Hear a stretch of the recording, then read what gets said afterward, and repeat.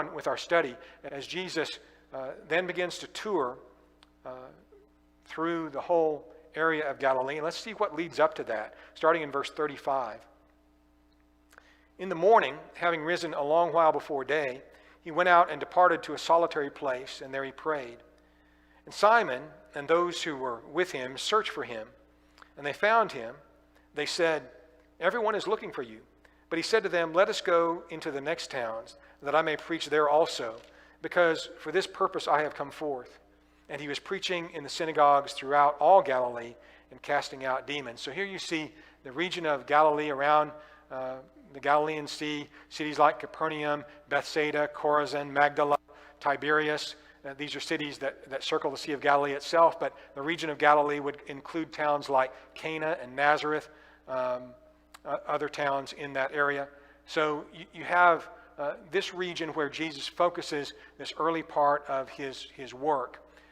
He goes out early to pray is what leads up to this. He goes out to pray, and this, from the gospel writers, apparently was a regular habit of Christ. You would think him being the Son of God, being God in the flesh, that you would say, well, maybe he wouldn't even have to pray. Well, it wasn't a matter of have to with Jesus. He wanted to talk to his Father.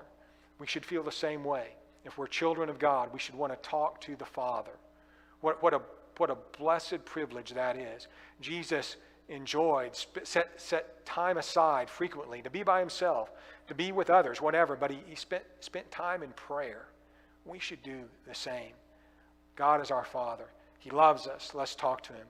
So Peter finds him praying, informs him that people are looking for him. But Jesus, he could have stayed in Capernaum the whole time, and everybody would have come to him and honored him and extolled him, and he'd have been famous, but that wasn't his purpose. He wanted to tell people all around about the gospel. And so he spread that news really all around this area, and took the message and his healing power and his grace throughout this entire region. And so we'll find just multitudes of people coming to believe on Christ and obey his will in this area, in this first part of his life. It's a very impressive mission that he sets himself upon up until the time, of course, and through his crucifixion, which we'll get to